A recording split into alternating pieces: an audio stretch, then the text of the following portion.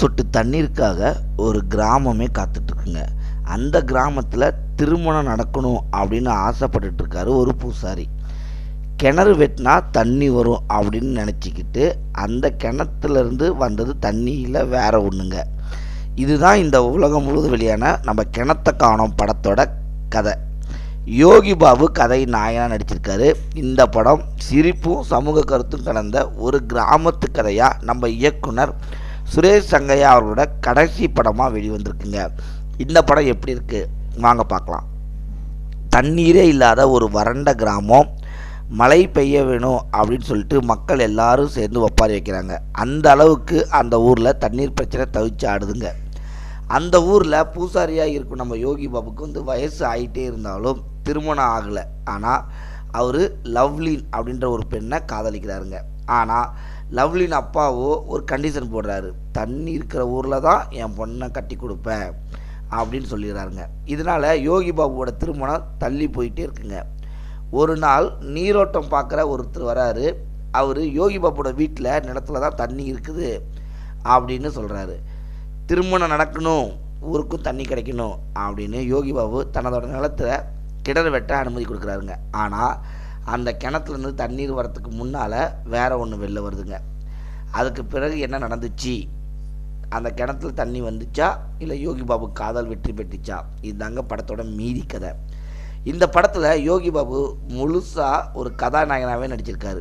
அவருக்கே உரியான நக்கல் நையாண்டி கவுண்டரோட வசனங்கள் மூலமாக நம்மளை பல இடங்களில் சிரிக்க வச்சுருக்காருங்க.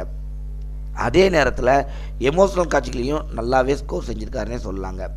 நம்ம நாயகியாக வரும் லவ்லின் மிகவும் வித்தியாசமான கேரக்டராக புல்லட் ஓட்டிக்கிட்டு நான் யோகி பாபு தான் கல்யாணம் பண்ணிக்குவேன் அப்படின்னு தன்னோட அப்பா கிட்டேயே சண்டை போடுற புரட்சி பெண்ணாக மனசில் நிற்கிறாருங்க.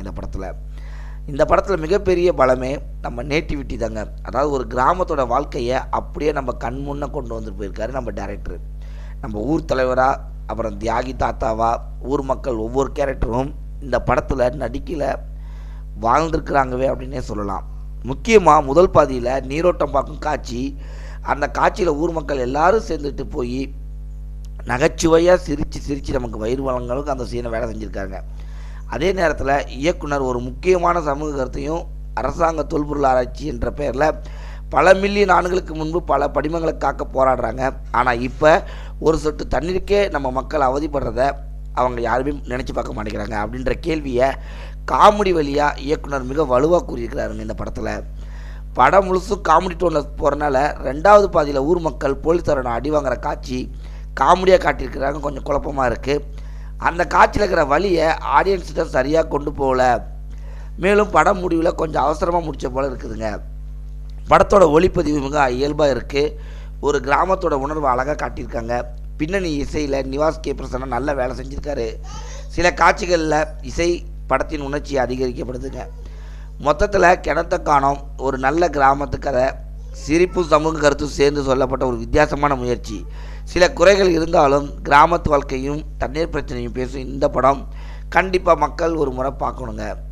இந்த மாதிரி இன்னும் பல தமிழ் சினிமாக்கள் வேணுமா, எங்கள் படத்தை மறக்காமல் சப்ஸ்கிரைப் பண்ணிக்கோங்க. எங்கள் சேனலை சப்ஸ்கிரைப் பண்ணிக்கோங்க, லைக் பண்ணுங்கள், ஷேர் பண்ணுங்கள். Thank you friends.